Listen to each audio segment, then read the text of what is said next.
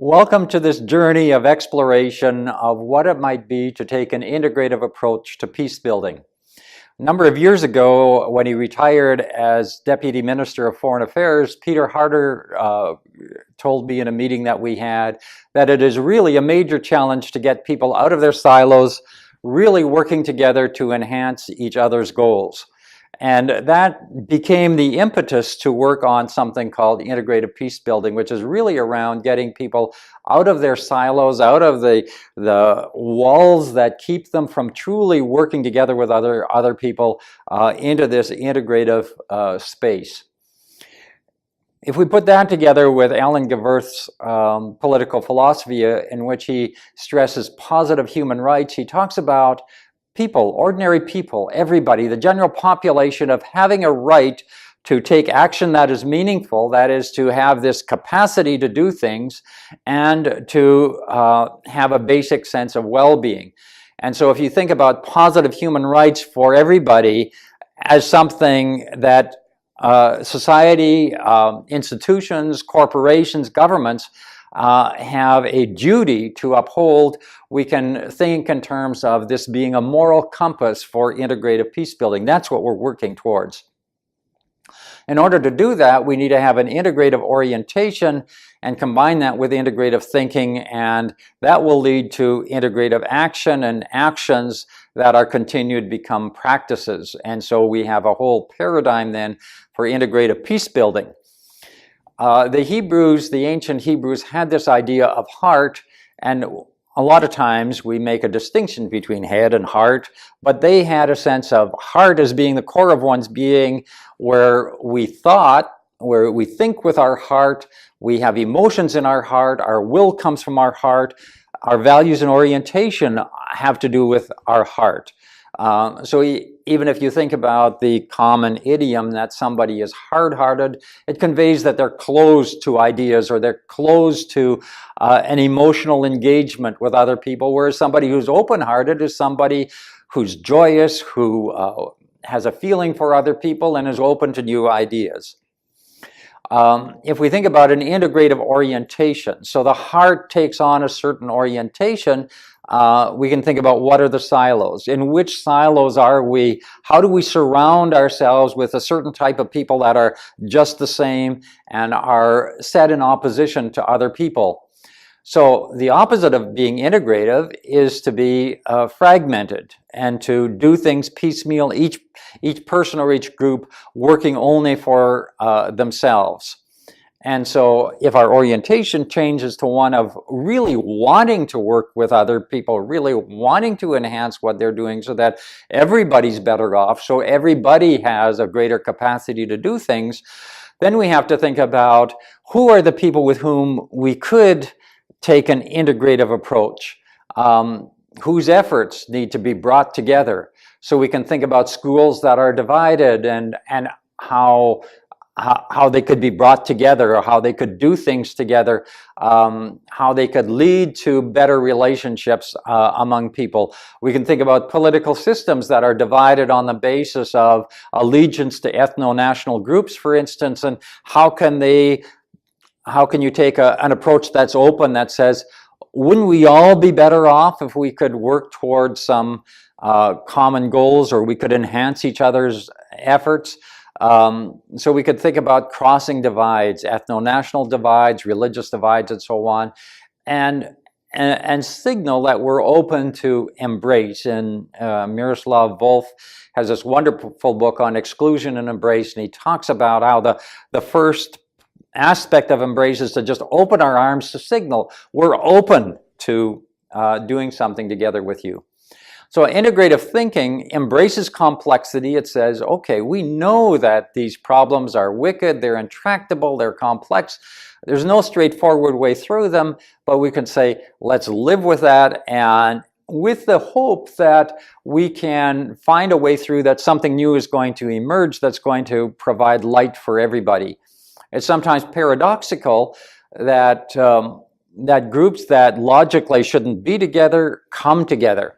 So in my case, coming from a pacifist background, the paradoxical thing for me is that I do a lot of things with the armed forces. And so I've got a number of generals who are my friends, and we work together at making the world a better place. It's paradoxical, and I live with a paradox. What, you know, what's going on? Does it make sense? But we do it. We just do it. And Roger Martin has this book on the opposable mind, in which he says, when we're confronted with things that seem contradictory or neither of them seems to be really good, really creative people are going to take the best of two different options. Instead of choosing either this or that, they're going to say, let's take the best of both of them and create something new. So integrative thinking does exactly that.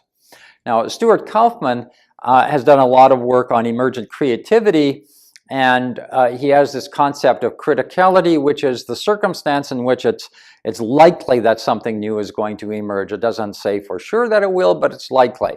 So this includes the means of making connections for substitutes for certain things and things that are complementary.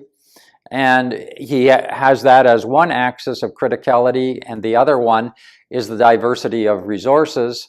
And criticality is this line that optimizes each. So you can either have few resources and lots of ways of making different connections among them, or you can have relatively few ways of making connection, but lots of different resources. So if you have too few of either, it's a static situation. It's stuck. Nothing new is going to happen. There's not new thinking. There are not new ideas, and it won't happen. On the other hand, if you have too many elements and too many ways of making connections, you have chaos, and nothing is going to happen in that environment. So what we're looking for is the emergence of something new that could be unpredictable. And with our criticality, we get into a situation where that's likely to happen. So think about this. Kofi Annan was faced with 100 people at this international conference. There were too many views and too many ideas and too many possible combinations, and it was just nothing happening. So what he did is he took 10 key people into his office. So this reduced the number of views, the different elements, and then different ways of making connections. And they came up with a creative approach, which they then brought to everybody else, and everybody liked it, and it was a way forward. So it was his intuitive way of managing complexity. So once something new does emerge, it opens up adjacent possibles. So the emergence of personal computers opened up the possibility for the internet, and the internet made all sorts of other things possible.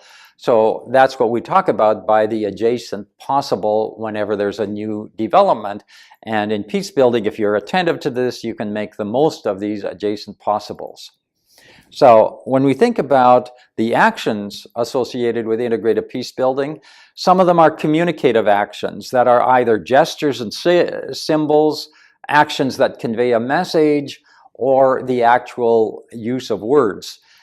So the use of words, part of this is telling people, oh, I'd like to work with you. Is there a way in which we can come together to do things?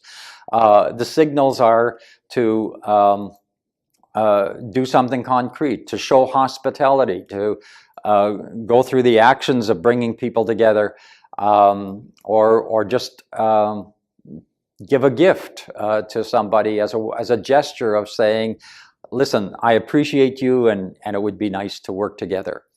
There are concrete actions involved in peace building. These are the things that you actually do to make the lives of people better, to create new structures and so on. There are organizing actions, which are new ways of bringing people together. For instance, when I was working with Richard Batsanduka on community-based conflict resolution in Rwanda, I suggested that he go around to all the NGOs and see who was doing stuff related to conflict resolution and bring everybody together. And it turns out there were 27 different NGOs, and he brought them together, and they had never done that before.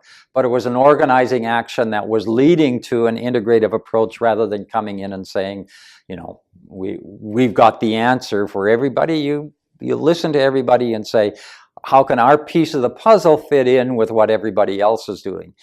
And then there are creative and conceptual actions. Sometimes the way forward is just by thinking about things in a new kind of way, or by coming up with a new concept that brings people forward. So it's a little bit like when people were really stuck around the Suez Canal, and there were different parties with keen interests in the canal, and they had been fighting together, and Lester B. Pearson, who was from Canada, was involved at the United Nations, and Doug Hammarskjöld was then Secretary General, and they put their heads together and they came up with this new idea called peacekeepers.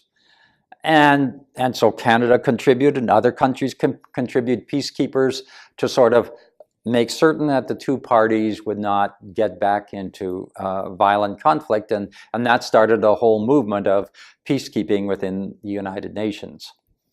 So one of the tricky things then in peace building, if we get back to this capacity to take action as one of Gewerth's key points, a positive right to be able to do things that are meaningful, if people are acted upon over a period of years, they really have trouble taking action, and so it's really delicate. What do you do to enable somebody to take action without being overly helpful, which then takes away their capacity to do things for themselves? It's just one of the paradoxes that we have to live with. So if we take this integral approach set of quadrants, which has the interior and the exterior working together at the individual above the line, collective below the line, and we have to say we have to attend to all of these things, then we can say that the orientation is on the interior side and the actions are on the other side. And when we deconstruct this capacity to take action, action depends on something inside oneself. We have to have an imagination and passion in order to do something, and even a sense of hope that somehow or other we will be able to make a difference. And then on the exterior side, the things that we can take pictures of, if you like, are the tools and resources and things that might sustain the action. And at a collective level, often a mandate and support are needed on the interior side within a community, and other things are necessary from a systems point of view to make the actions and the change possible. So when we think about integrative results, we would like to see new relationships formed as a result of peace building. We'd like to see healing from trauma. We'd like to have a change of structure. Now, structure is a pattern of how we relate together. So sometimes even language has to be changed, because we can use language that diminishes another whole group. And so even the designation for other groups has to be really respectful. And here in Canada, we've gone from talking about Indians, which was came out of the idea that Columbus thought he was in India when he first came to North America, to talking about First Nations and using the term Aboriginal, and now we use the designation of Indigenous people, which seems to feel right for the first peoples who were living on this land. So that's an example of a discursive structural change. There should be a sense of justice when all is said and done, so that things seem fair and balanced, and people should be taking initiative. They should be doing things as a result of peace-building efforts. So we can then say integrative peace building can start with integrative thinking, so your heart is oriented toward, I really want to support what everybody else is doing, to integrative action at the individual level, which then can lead to integrative norms, so it becomes normative that we all value working together, and then that can change governance, the economy, or education systems, or whatever else we're working on. Sometimes we have to get on the balcony and say, what's really going on here, and who am I in relation to everything else? And we have to look at our own role objectively and sometimes critically to say, am I really contributing to what's going on, and what could be done better, and are there other people with whom I should be talking or connecting? Then this can then lead to a reflective and reflexive practice where I think critically about what I'm doing. I become aware of what's going on. I'm open to things of the spirit. I'm open to creativity. I kindle a certain hope, reflect on what's happening, and think about who I am in relation to others. And then there's always this need to adapt tactics, strategy, and vision so that everything lines up in the most optimum way. So there are some complex challenges to really communicate with one another in a way that's meaningful, especially when people use different languages, to change the norms so that people start to think that working in an integrative way is good and beneficial for everybody, and they aren't just preoccupied with themselves. And that means getting over this selfism of just looking out for myself, my people, my family, my group. Getting beyond that, that's a huge challenge. And then introducing the creative aspects of integrative thinking.